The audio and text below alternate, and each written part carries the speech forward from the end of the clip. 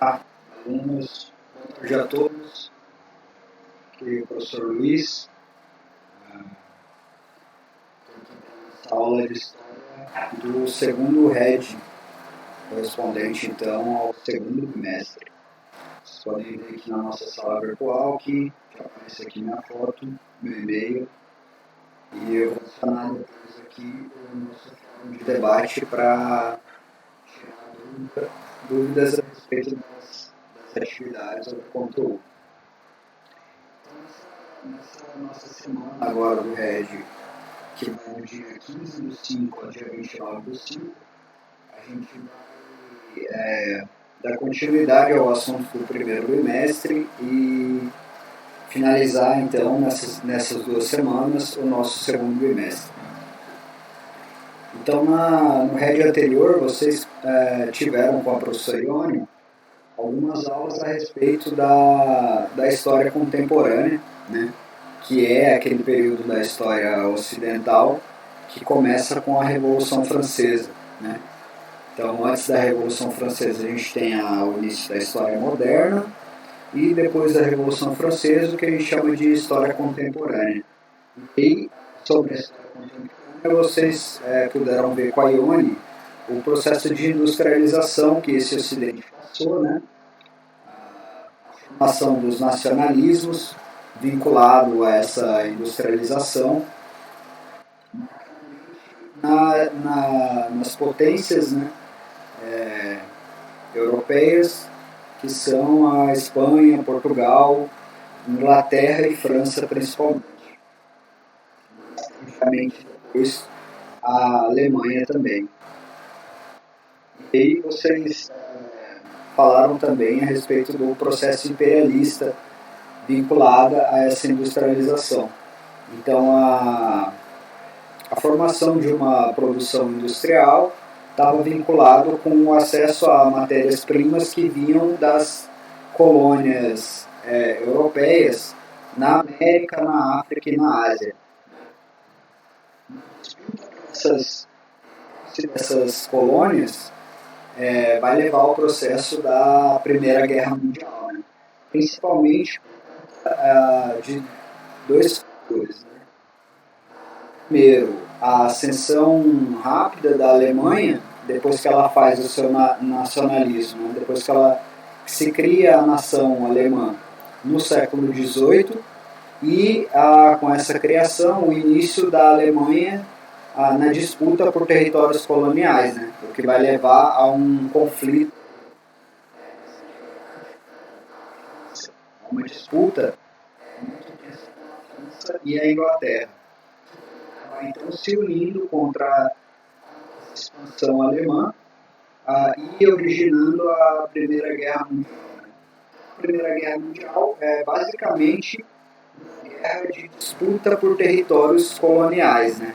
Territórios coloniais são aqueles territórios periferia da Europa, né?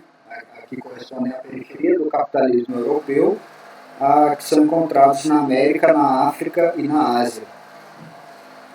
Essas nações industriais, então, ocupavam, dominavam econômica e politicamente essas regiões periféricas, esses continentes periféricos, e disputavam também o domínio sobre eles. Né?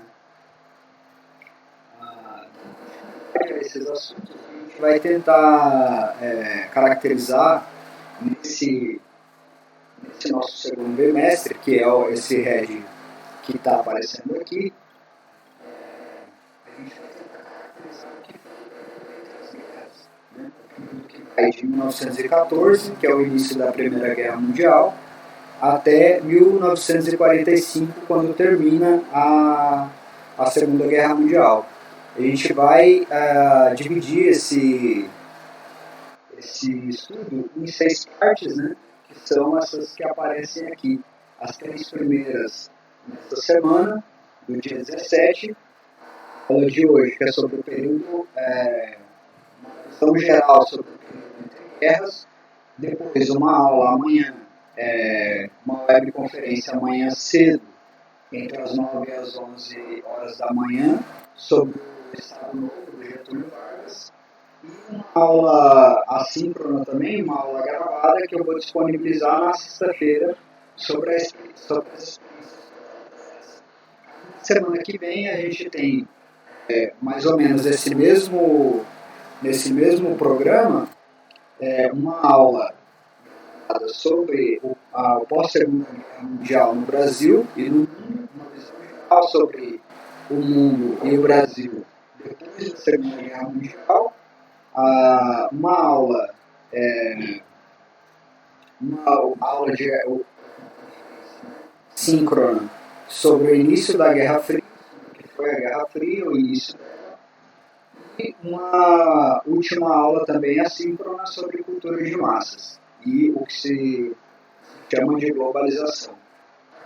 Três conteúdos desses, a gente tem uma atividade, então. Essa semana a gente já tem uma atividade que é a produção de um vídeo curtinho de 3 minutos, mais ou menos, onde vocês vão analisar uma obra de arte que trate sobre algum desses três conteúdos aqui, que trate, então, sobre a crise econômica, política e cultural do Entre Guerras, sobre o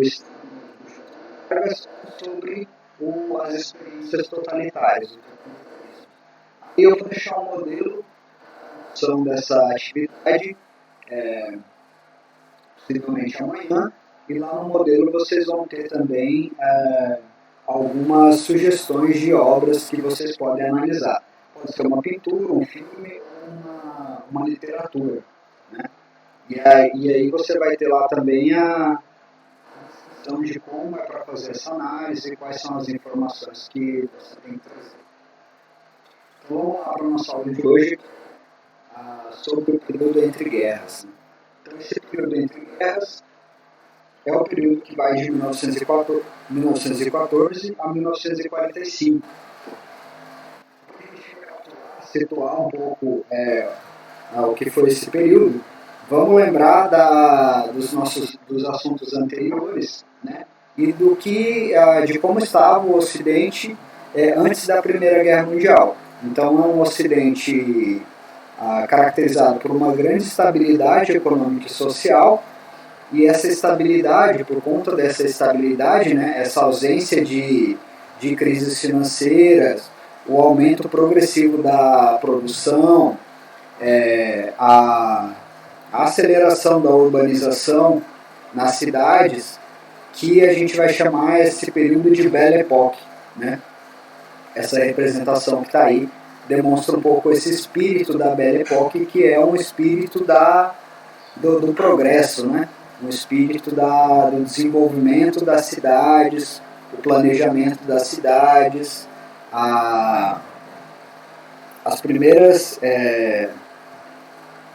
os primeiros projetos de iluminação elétrica, né, nas cidades. E aí, nesse período, que é o final do século XIX, né, lembra lá que a Primeira Guerra Mundial acontece, então, no início do século XX, né? Então, antes da Primeira Guerra Mundial, você tem ali no contexto europeu um período de estabilidade, né? Você tem uma segunda revolução industrial. A primeira revolução industrial tinha sido lá no século XVIII e tinha sido responsável pela implantação de uma maquinária na produção têxtil, né?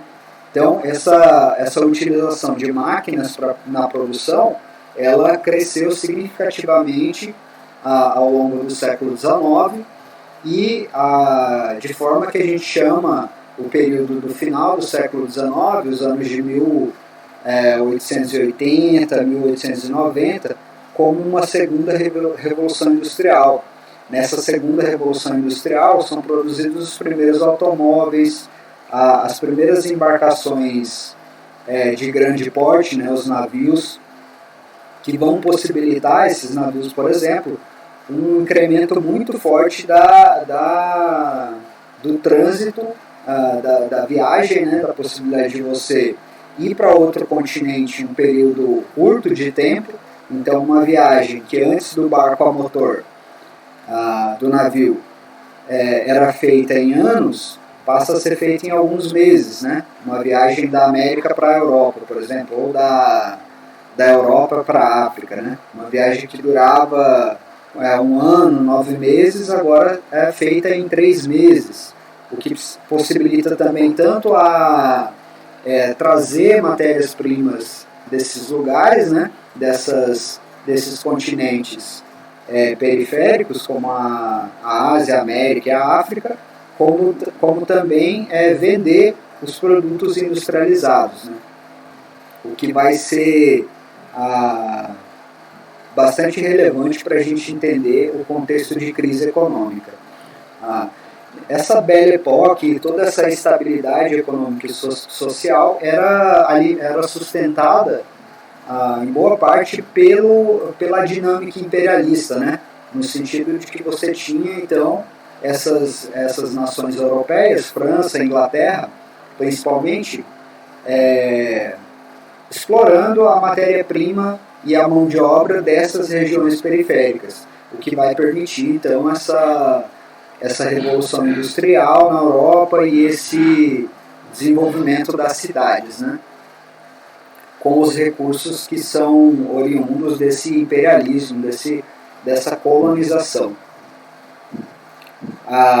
Mais um aspecto do imperialismo é, então, essa disputa que vai acontecer entre as nações que se formaram primeiro na Europa, né, que se estabeleceram como um território nacional lá no século XVI e XVII, e as nações que chegaram depois, né, que só se tornaram entidades nacionais, estados nacionais, tardiamente, como a Alemanha. Então, quando a Alemanha se torna um estado nacional, quando ela unifica a sua moeda, quando ela cria um estado centralizado, a França e a Inglaterra, Portugal e Espanha já detinham boa parte dos territórios coloniais. E a Alemanha vai entrar, então, em disputa com essas nações, reivindicando também territórios coloniais, o que vai levar a uma disputa muito intensa e a guerra, né? Então, a Primeira Guerra Mundial é basicamente um conflito imperialista, um conflito entre as nações imperialistas disputando os territórios coloniais. Acho que com essa Belle Époque, né, com essa estabilidade econômica e social, a gente vai ter o período entre guerras, o período que vai de 1914 a 1945, como um período de crise geral, né? Então, em contraste com a Belle Époque, que foi um momento de estabilidade, né?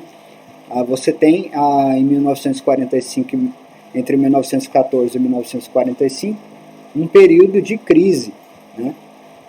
De fragilidade, de disputa, e uma disputa que leva a 2 guerras seguidas, né? 2 guerras de escala mundial, e aí a primeira em menor escala e a segunda em maior, né? Considerando que na Primeira Guerra Mundial os conflitos acontecem basicamente dentro da Europa, e a Segunda Guerra Mundial os conflitos se expandem quase para o mundo todo. Então você tem ataque nos Estados Unidos, né, ataque do Japão nos Estados Unidos, você tem uma guerra marítima muito mais intensa, você tem a participação de países da América, como o Brasil, a Argentina, na guerra, né, na Segunda Guerra, coisa que na Primeira não teve. A Primeira Guerra, então, é basicamente um conflito entre França, Inglaterra e a Alemanha, né? 2 frentes de batalha, uma frente de batalha na fronteira entre França e Alemanha, e outra a frente de batalha na fronteira entre a Alemanha e a União Soviética, né? E a Rússia. A União Soviética, que depois se torna a Rússia, né? Então, essa crise geral significa que a gente vai tentar compreender, né, o aspecto geral aí, porque uma crise econômica, do modelo econômico, do modo de organização econômica, também uma crise política e social, uma crise da organização, da forma de organização do Estado, e uma crise cultural também, uma crise da compreensão dos europeus, dos países europeus, quanto ao seu valor civilizacional. Basta vocês lembrarem que esse imperialismo, né, essa ocupação das potências europeias das regiões periféricas, promovendo colônias, ela era produzida principalmente com o discurso de que essas nações europeias traziam a civilização, traziam o progresso, né? E por isso detinham uma superioridade em relação às sociedades que existiam nesses lugares periféricos, na América, na África e na Ásia.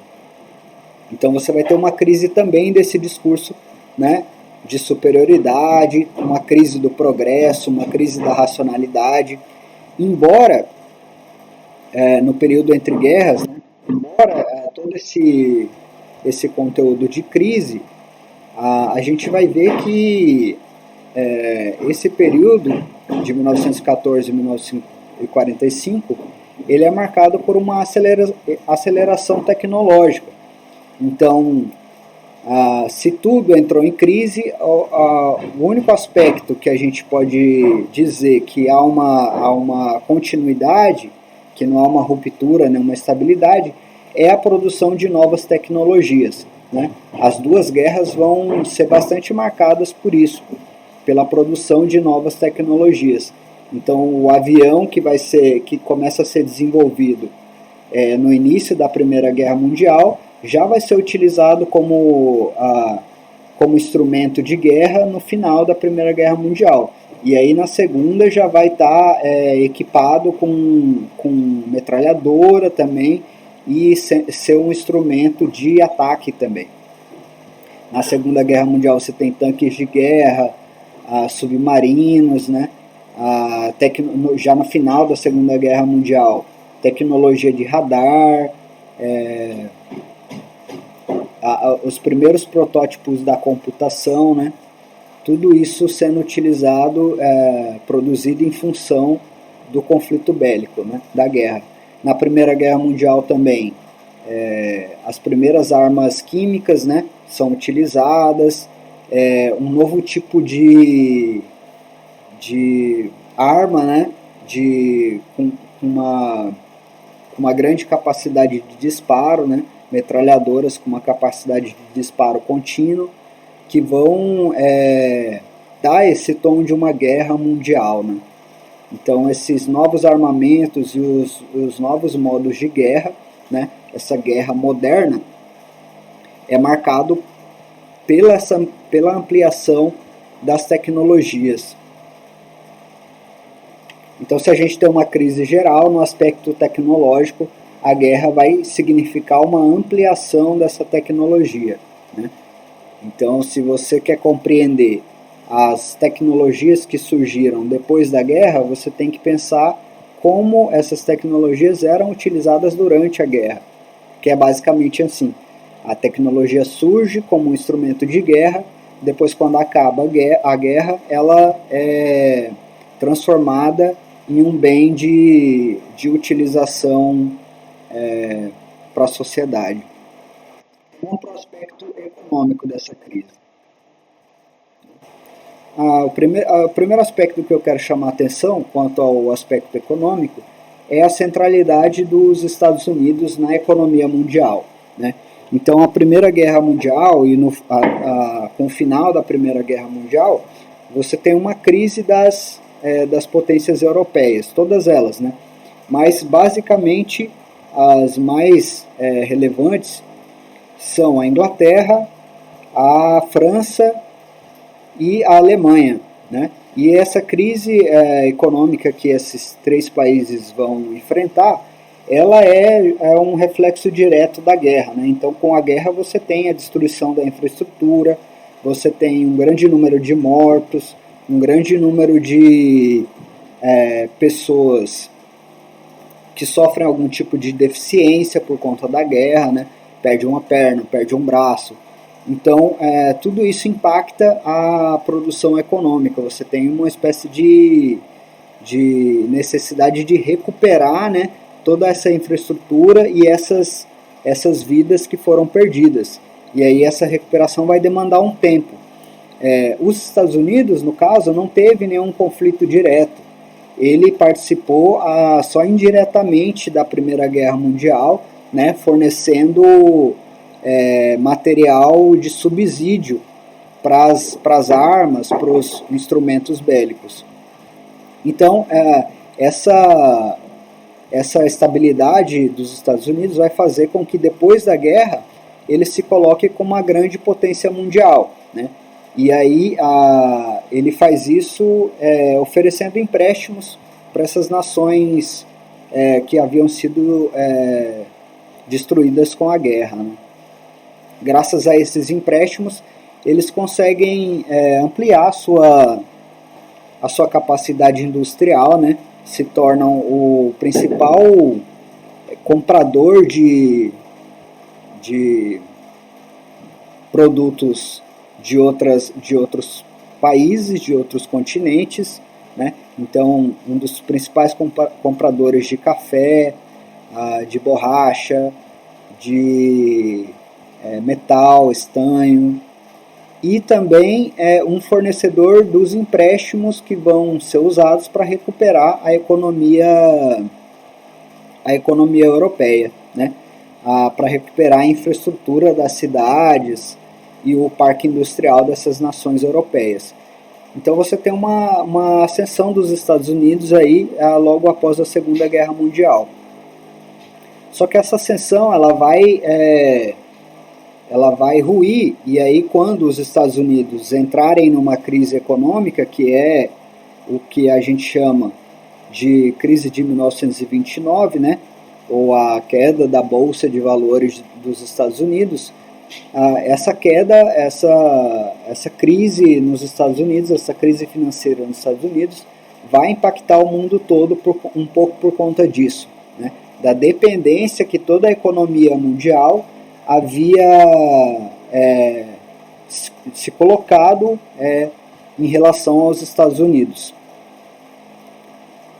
A crise, né? A crise nos Estados Unidos é principalmente uma crise do modelo econômico liberal, né? Um aspecto que já havia aparecido nas disputas imperialistas. Então, o que é esse modelo econômico liberal? Funciona mais ou menos assim, né? É uma proposta de economia que tem como expoente, né, alguns autores como o Stuart Mill e o John Locke, que propõem que o Estado não deve interferir nas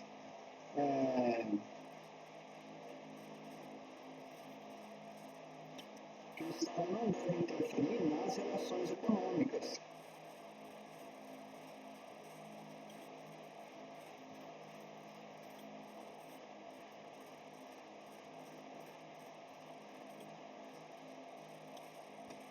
Ou seja, né, que há uma espécie de livre mercado, né, uma mão invisível que regula o preço dos produtos de forma que o Estado não precise interferir na economia.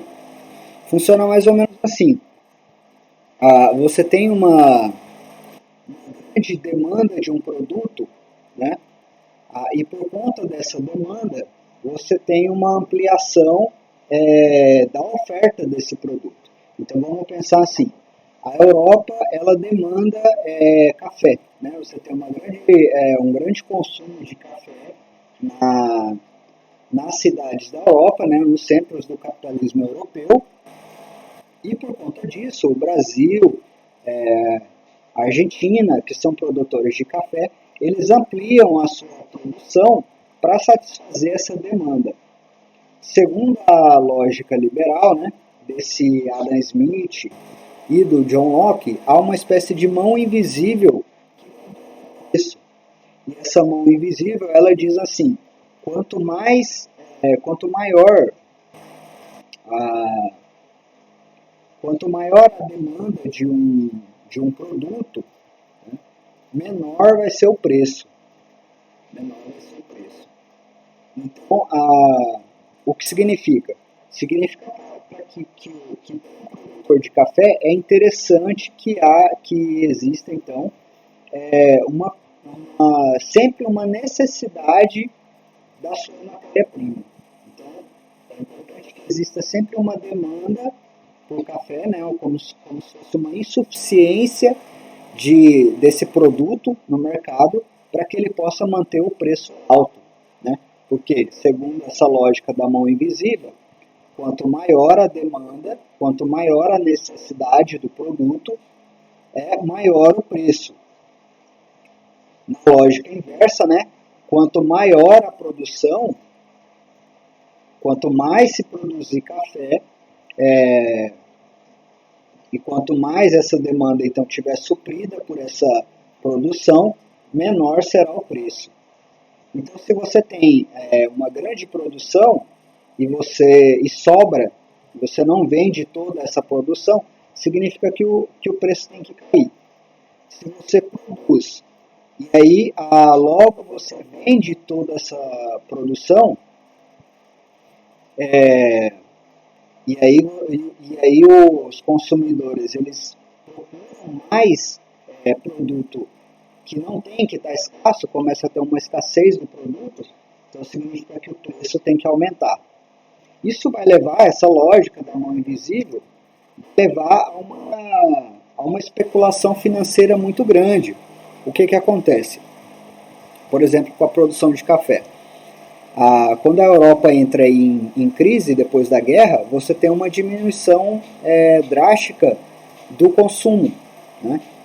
Então, no período do pós-guerra, do pós-primeira guerra, você diminui o consumo de café, as famílias dão prioridade para outros alimentos, né? Você está num momento de recessão econômica, as famílias passando por dificuldades, elas diminuem o consumo de café.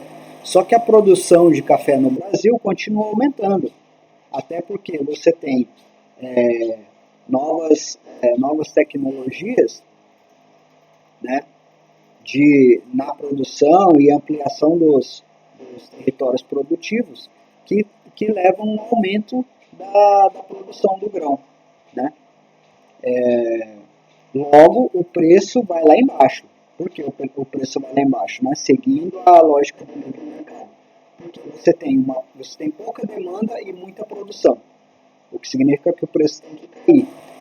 Para fazer com que o preço não caia, que o preço suba, vários produtores de café vão queimar as suas sacas de café, vão queimar a sua produção, para dizer que está faltando produto no mercado e poder manter os preços de venda altos. Né? Então, isso acontece ainda hoje, por exemplo, a gente está vivendo agora o aumento dos preços de arroz e feijão. É mais ou menos essa mesma lógica, né? Você tem uma grande produção e uma demanda internacional, uma demanda de exportação alta, né? O que faz com que seja mais rentável para o produtor vender para países estrangeiros do que no mercado interno. Porque para o mercado estrangeiro, quando você tem essa demanda alta, o preço está lá em cima. Né? Isso leva a uma especulação financeira. Né? Quanto mais você produz, menos você quer vender, porque se você vender toda essa produção, essa alta produção, você tem que vender a um preço baixo, e isso não é interessante. Então o cara esconde, o produtor esconde, ele queima parte da produção para manter o preço alto. Então toda a lógica funciona assim, não precisa de regulação econômica, porque você tem uma regulação invisível dos preços pela oferta e demanda. Essa é a lógica do liberalismo, né? A não intervenção do mercado devido, segundo o argumento de que existe uma mão invisível que regula os preços. como toda essa lógica liberal vai levar a uma instabilidade, né, que é própria dessa especulação financeira, os melhores exemplos disso são essa queima de café no Brasil, você tem a morte,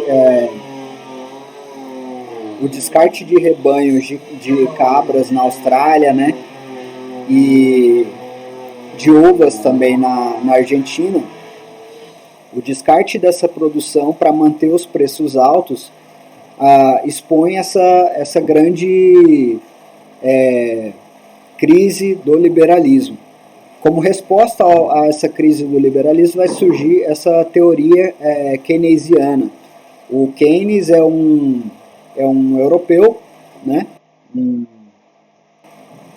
Um europeu que vai propor a ideia de que o Estado deve sim interferir na economia, né? Então ele vai fazer uma crítica a esse liberalismo, a essa não intervenção do Estado, e vai escrever a sua obra lá, Teoria Geral do Emprego, do Juro e da Moeda, né? Onde ele vai propor a intervenção do Estado controlando os juros, a intervenção do Estado fazendo assistência social, então regulando a produção de emprego, subsidiando aquele cidadão que está desempregado, né, dando uma assistência social, uma ajuda social e criando programas de empregos.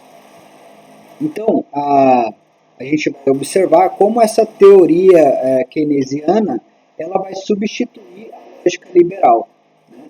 Então, se você tinha até 1929, que é o momento da crise da Bolsa de Valores norte-americana, depois dessa crise de 1929, você vai ter a aplicação dessa lógica keynesiana, onde o Estado interfere na economia. Onde o Estado intervém para criar empregos, para controlar os juros. Então, essa lógica do liberalismo, ela funcionava mais ou menos assim. O valor das moedas nacionais, né, que cada nação tem o seu próprio dinheiro. Esse dinheiro, então, era regulado pelo padrão ouro, né, o que significa que a grama do ouro vale... a grama do ouro define o valor da moeda de cada país. E aí, a partir disso, é feito o tabelamento dos preços. Uma saca de café corresponde a tantas gramas de ouro. Tantos quilos de borracha correspondem a tantas gramas de ouro. Tantos quilos de carne de cabra correspondem a tantas gramas de ouro. Ou seja, o ouro é o padrão geral, o padrão de valor, para dizer o que significa o quanto vale cada produto, né? E era isso que regulava o controle das exportações e importações. Então, se eu queria vender, se eu sou um produtor de café brasileiro e quero vender o meu café lá para a Europa, o preço dessa saca de café vai ser estabelecida pelo padrão ouro, né, mundial. Só que com a Primeira Guerra Mundial e com essa descrença de que há uma regulação...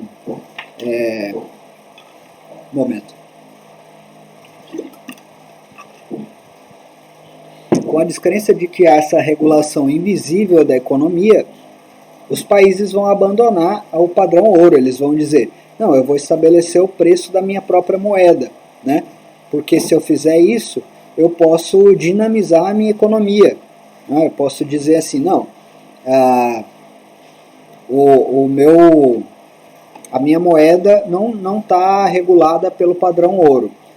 Então eu quero vender a minha as minhas sacas de café fora do padrão ouro. Eu quero cobrar um outro preço baseado no valor da minha moeda, né? Então, esse abandono do padrão ouro vai levar a cada nação a estabelecer o seu próprio valor de moeda, né? E isso gera uma instabilidade geral. Então, você tem uma crise, além disso, né? Além disso, ou somado a isso, você tem a crise das exportações. Então, como a Europa está saindo terminada a Primeira Guerra Mundial, ela vai diminuir muito as suas exportações, ou seja, aquilo que ela comprava de outros países, ao mesmo tempo que ela vai abandonar o padrão ouro e estabelecer o valor da sua própria moeda, isso vai causar para os países que dependiam dessas exportações na sua economia, é o caso, né, a gente já falou do Brasil, é o caso da Argentina, é o caso da Austrália, né, o Brasil com o café, a Argentina com a uva, com o vinho, e a Austrália com os carneiros, a carne, né? Eles dependiam dessas compras que a Europa realizava, e dessas compras que a Europa realizava, pagando, né, o valor do padrão ouro.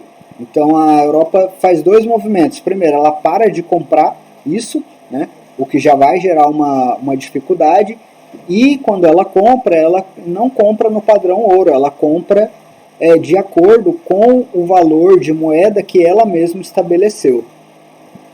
Então você vai ter uma crise mundial nesse sentido, né? A diminuição das exportações e o abandono dessa espécie de acordo pelo padrão ouro levam a uma instabilidade financeira. Os países estão produzindo muito mais do que o mercado mundial é capaz de absorver. Tem uma sobra muito grande de produção, né? Então isso explica o fato dos produtores de café, como a gente vê nessa imagem aqui, estarem queimando, né, boa parte da sua produção. Utilizaram o café também para movimentar as né? Colocavam na máquina para gerar o movimento, né? Em vez de utilizar carvão, passaram a utilizar café. O Estado brasileiro também comprava muito desse café e mandava queimar, né? Na lógica lá do liberalismo, era um pouco isso. Se eu queimo o meu excesso de produção, eu crio uma necessidade do produto, e isso permite com que eu aumente o preço. Mas isso não vai funcionar, né? O Estado brasileiro queimou cerca de 78,2 milhões de sacas de café entre 1931 e 1944, né? Que essa quantidade é mais ou menos o equivalente a 3 anos do consumo mundial de café, né?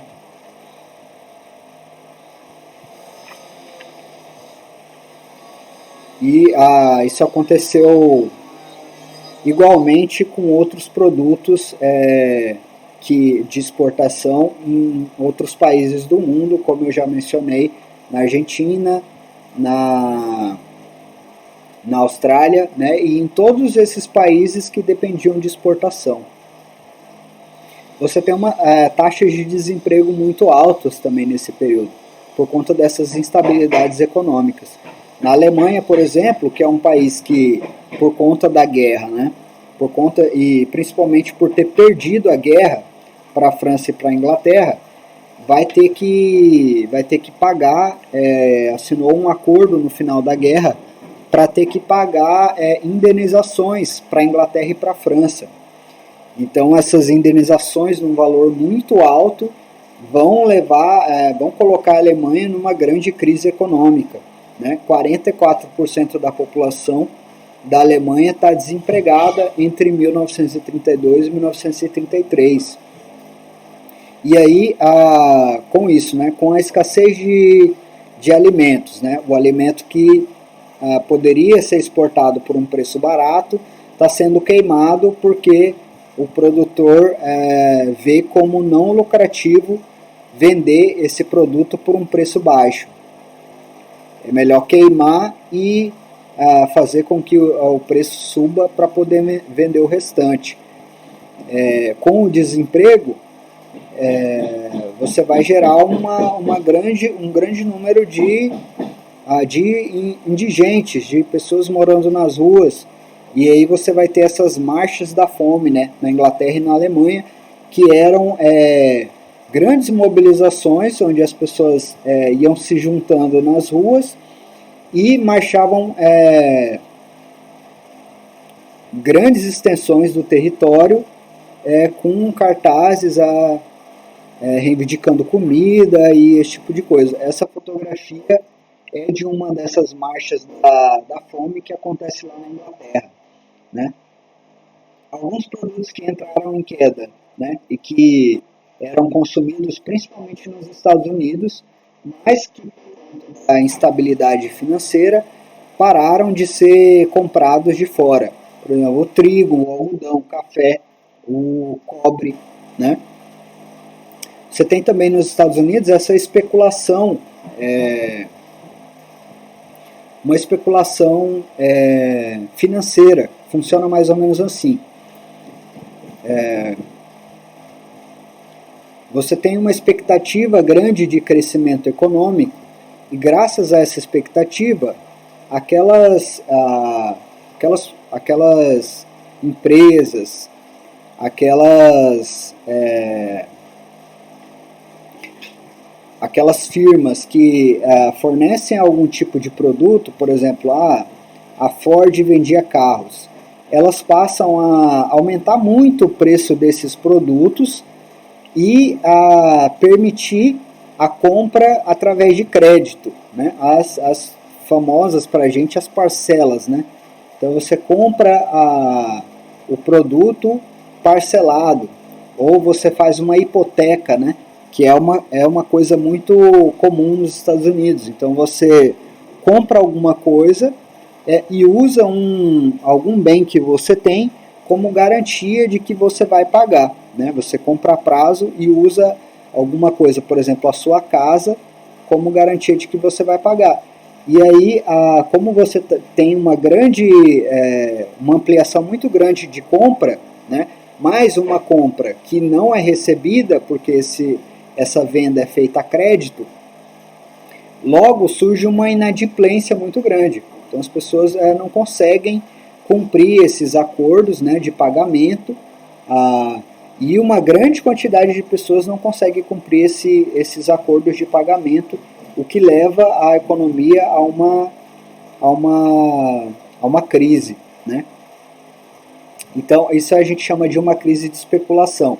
É mais ou menos assim, o dono do produto, ele aumenta muito o preço do produto, mas consegue fazer vendas através de crédito. Só que a longo prazo esses créditos não são cumpridos, a pessoa não consegue pagar, e aí você tem chega um momento que, como o consumidor não pagou o produtor também não consegue pagar aquela empresa que forneceu a matéria-prima, não consegue pagar os seus funcionários, e aí você tem uma crise econômica geral. Aí aquele detalhe lá que eu tinha mencionado anteriormente, né? A substituição dessa lógica de liberalismo, de livre mercado, por uma política de intervenção econômica. Isso vai ser uma realidade em em vários países do mundo entre os anos de 1930 e o ano de 1945.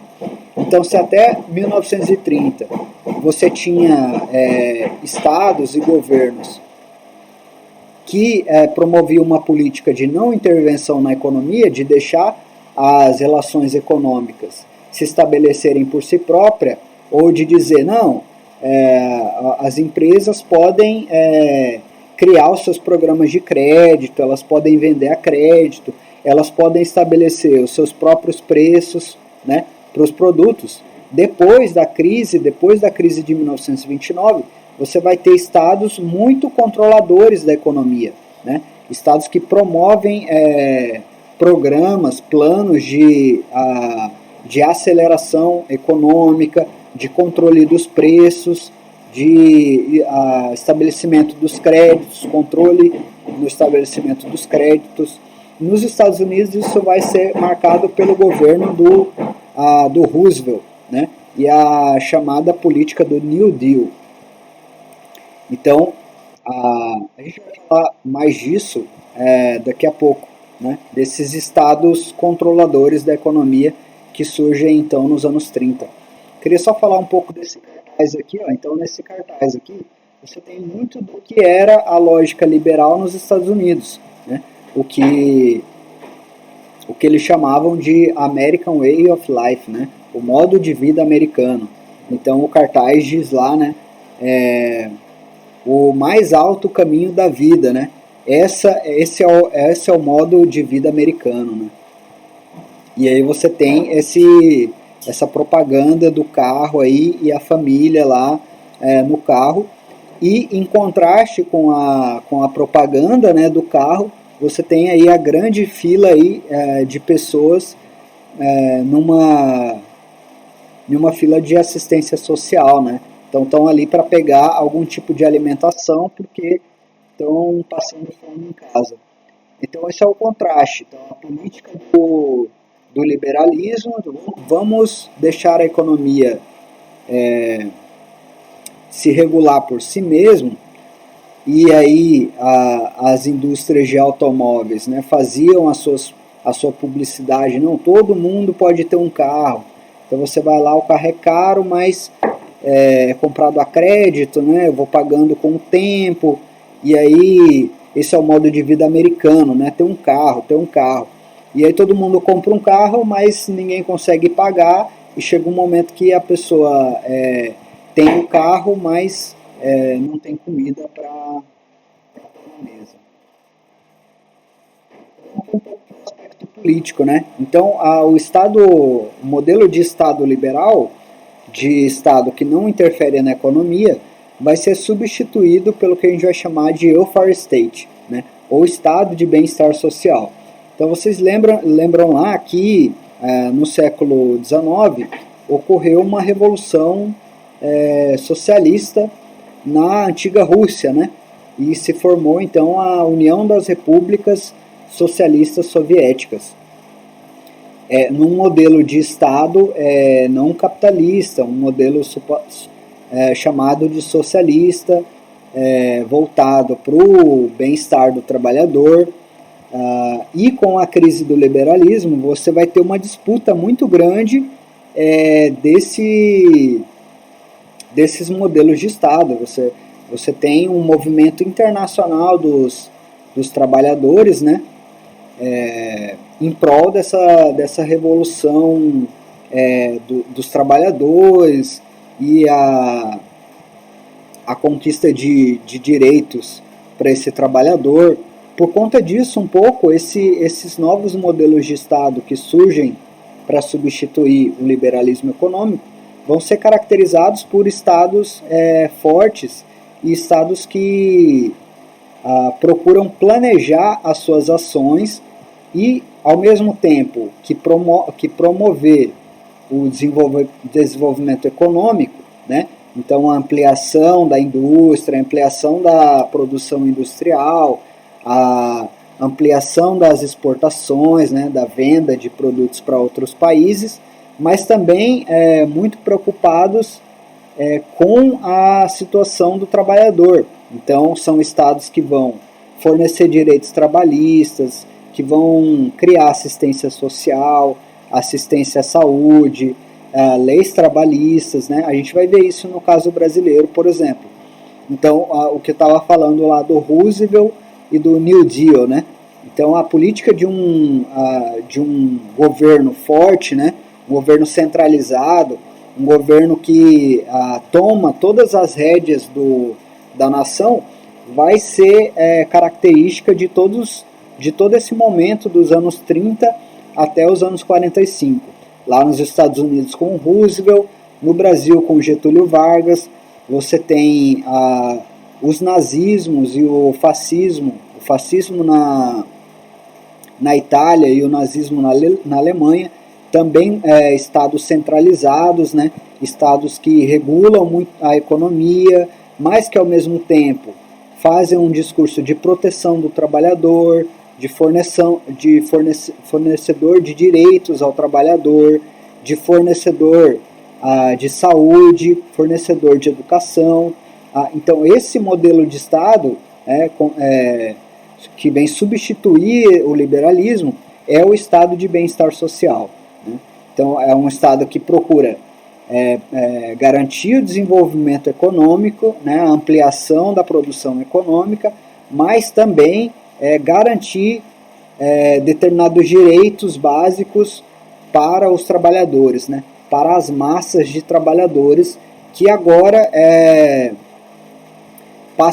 são então uma ameaça, né, para esse Estado, com a promessa de revolução socialista, esses temas que estão muito vivos aí nesse contexto por conta da Revolução Russa e da formação da União das Repúblicas Socialistas Soviéticas. Então, o discurso do Estado planejado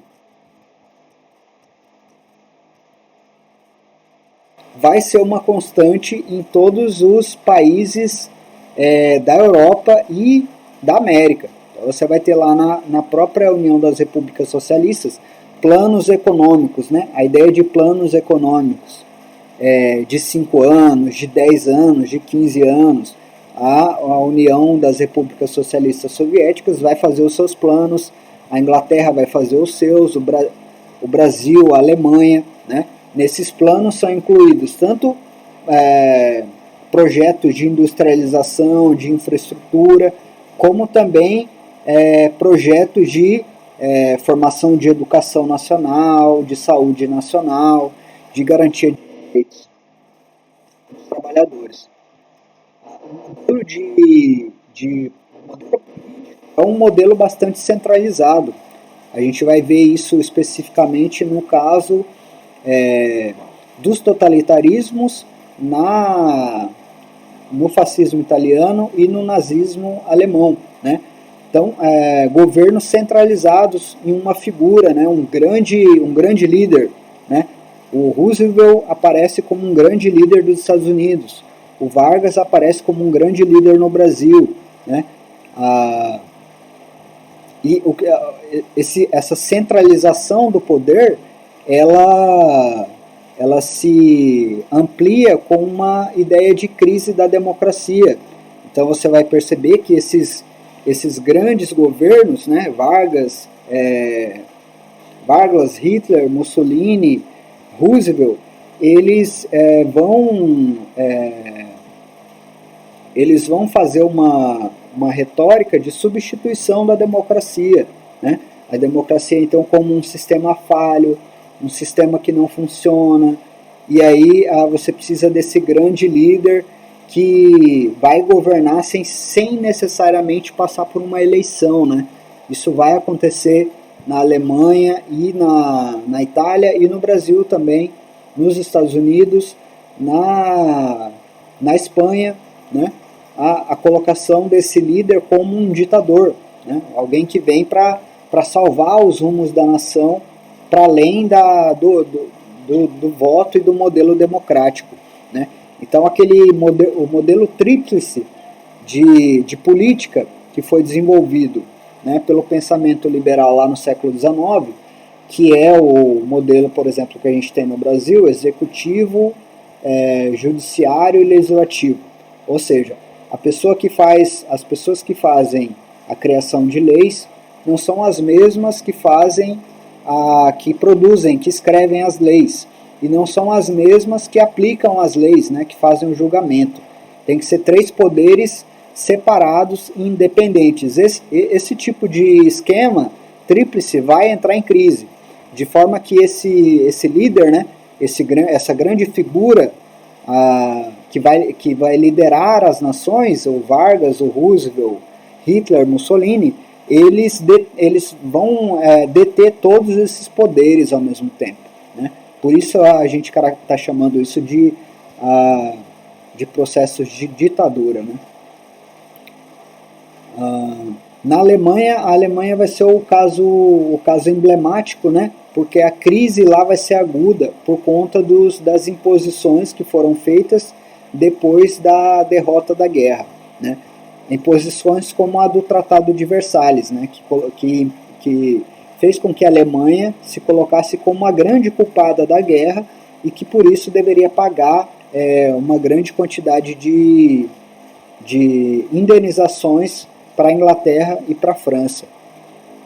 Você tem uma descrença muito grande também com o modelo de democracia liberal e sempre o discurso dessa ameaça da revolução, né? Você tem um grande medo das elites nacionais, das oligarquias industriais ou as oligarquias do campo, dos movimentos revolucionários de trabalhadores, seja do campo ou da cidade. E aí, por conta disso, você vai ter essa formação desses governos centralizados, né? Um pouco para conter essas ameaças revolucionárias. No caso do Brasil, a gente vai ver isso de forma muito claramente com Vargas, né? Como o Vargas ele se coloca como uma solução para a ameaça revolucionária, né? Então há uma retórica, há um discurso desses governos centralizados de que eles precisam tomar o poder nas suas mãos para evitar que essa revolução aconteça, né? E cria o estado de anarquia, né? Que eles usam como a retórica para incutir a ideia de que a ameaça revolucionária é ruim. Esse é o modelo do estado de bem-estar social, né? Então, na política, o que a gente vai ter, retomando? Vai ter essa centralização do poder, essa crise da democracia liberal, essa crise da separação dos três poderes, né? E aí, por conta dessa crise, há o discurso de um grande líder,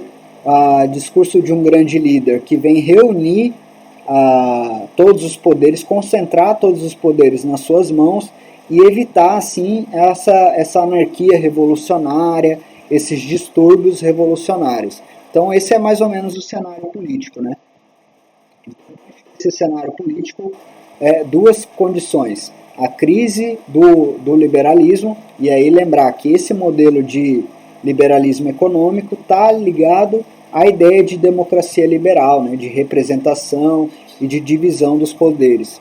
Você tem uma crise dessa concepção de liberalismo econômico e, junto com isso, a crise da concepção de liberalismo político. Para finalizar, então, como isso foi sentido assim, na cultura, né, daquele período. Você tem uma grande... Primeiro, antes de pensar isso, algumas informações relevantes, né? Como eu disse, embora seja um contexto de crise geral, o desenvolvimento tecnológico ele foi uma constante nesse momento. Então isso é verdade também para as tecnologias de comunicação.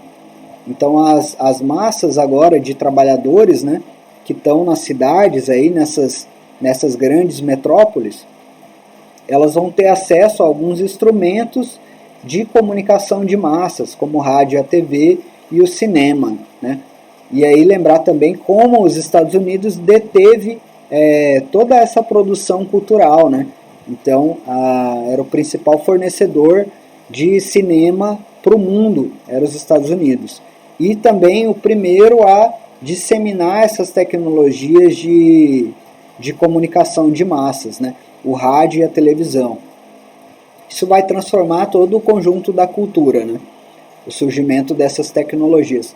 A gente passa a usar esse termo cultura de massas, por conta desses novos aparelhos de comunicação, que transmitem informações através de ondas, né?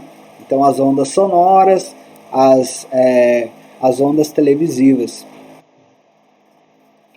Mas no contexto cultural, assim, na mentalidade, né, no sentimento, você tem uma grande sensação de decadência, né? Então, muitos filósofos literários vão falar de um descontrole do mundo industrial e tecnológico, como se o homem tivesse então perdendo o controle dessas tecnologias e essas tecnologias assumindo o controle dos homens, né? Um pouco isso é por conta dessa nova realidade da cultura de massas, né? Então a cultura de massas vai ser marcada por isso, por um discurso que vai atingir uma enorme quantidade da população e, de certa forma, uniformizar o comportamento dessa grande quantidade de população, né? Dessa massa. O que esses filósofos e literários vão entender como um descontrole, né? Essa massificação também vai ser sentida por filósofos e literários como uma perca da individualidade, né? Então ninguém é mais individual, todo mundo é igual, é um pouco esse cenário. E as técnicas, né? As tecnologias como instrumento fundamental desse controle, dessa formatação, dessa produção em série, né?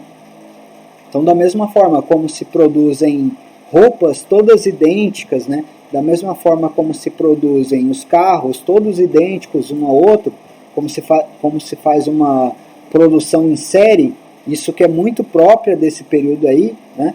A produção industrial em série, né? Acontece também com os comportamentos, com os hábitos, né? Você tem uma produção em série do comportamento, dos hábitos, o que vai aparecer de forma marcante nessa filosofia e nessa literatura desse período. Muitas contra-utopias, né? Então, utopia é uma espécie de gênero literário onde o autor ele propõe a existência de um mundo perfeito, né? Um mundo sem defeitos. Isso é uma utopia. Nesse momento que a gente está estudando, no Entre Guerras, são produzidas muitas contra-utopias, que seriam o quê? Utopias ao contrário, né? Em vez de proporem mundos perfeitos, elas propõem mundos completamente imperfeitos. Então, alguns exemplos aqui, não sei se vocês conhecem, mas podem dar uma pesquisada. Admirável Mundo Novo, do Adolf Huxley, né, 1984, do George Orwell, e Nós, de Eugene Zamyatin. 1984, do George Orwell, é a obra que vai criar o Big Brother, né, que é o grande irmão.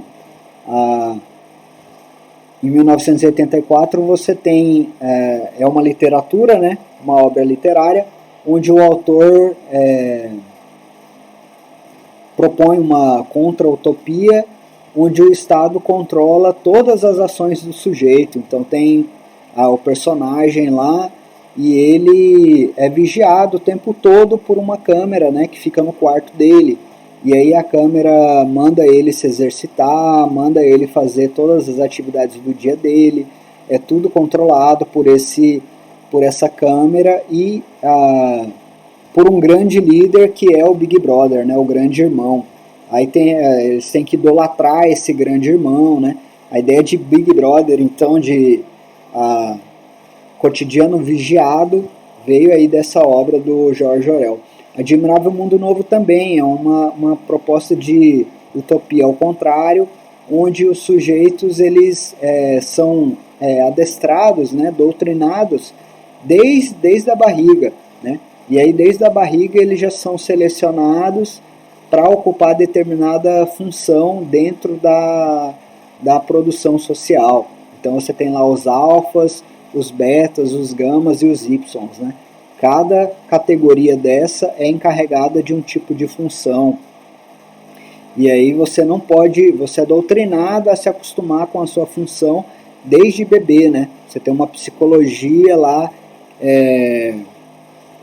de disciplinamento que educa você a amar a sua profissão e a fazer e a se considerar mesmo como parte dessa categoria, né? Se você é Y, se você é beta ou gama, essa psicologia faz você amar a sua situação. E nós do Eugênio Examiante também é algo muito parecido com o 1984, né? A utilização de máquinas, né, para substituir os humanos na produção, e essas máquinas acabam tomando o controle da humanidade. Então esse é um pouco o contexto cultural, né? Então se a gente tem um momento onde a sociedade é marcada por duas guerras consecutivas, assim, com 10, 15 anos só de intervalo, tudo isso vai se refletir na cultura com uma sensação de crise, de decadência daquele discurso de progresso e de civilização que estava muito vivo lá no século XIX, na Belle Époque, né? E aí aqui já fica algumas sugestões de obras que vocês podem analisar lá no trabalho. Eu vou dar mais instruções sobre isso. Para finalizar, esse é o contexto geral de crise que a gente viu, né? Então o período de guerras é marcado como um período de crise, uma crise econômica, né? Econômica, política e cultural. A econômica e política, principalmente uma crise do liberalismo, né? O que significa uma crise da ideia de que o Estado não interfere na economia, e de que o Estado ele tem que ser fragmentado, que ele tem que ser dividido em três poderes, de que ele tem que ser democrático. Então uma crise de tudo isso que vai culminar então com os estados fortes, que são esses estados de bem-estar social, né? Que procuram ao mesmo tempo retomar o progresso econômico, a industrialização e a produção industrial, mas ao mesmo tempo salvaguardar alguns direitos dos trabalhadores, né, garantir alguns direitos dos trabalhadores, até para controlar os ânimos da revolução social, que é um discurso muito vivo por conta da revolução socialista. E também tudo isso, né, a crise econômica e política vai refletir então nessa grande sensação de decadência que a filosofia e a literatura vai mostrar para esse período. Então na próxima aula a gente vai ver esse contexto um pouco no Brasil. Eu já adiantei alguns assuntos sobre isso, né? Então a queima das sacas de café já demonstra como isso vai refletir um pouco na economia do Brasil. E aí a gente vai falar um pouco sobre o Estado Novo de Vargas. Então vocês já imaginam que o Estado Novo de Vargas, a era Vargas e o Estado Novo, eles vão ser marcados por um Estado que controla a economia, que segue esse modelo do Estado de bem-estar social, né? Ou seja, que tem um líder forte, que intervém na economia, que está ligado aos trabalhadores, né? Então, o trabalhismo varguista é algo marcante nesse contexto. E aí a gente vai poder perceber também o quanto isso estava vinculado a essa proposta brasileira de Estado centralizado, Estado forte, Estado de bem-estar social, bebia ou emprestava concepções dos totalitarismos que aconteciam na Europa e na América do Norte. Né? Então é isso um pouco. Amanhã a gente se encontra para falar sobre o Estado Novo de Vargas. É isso. Obrigado.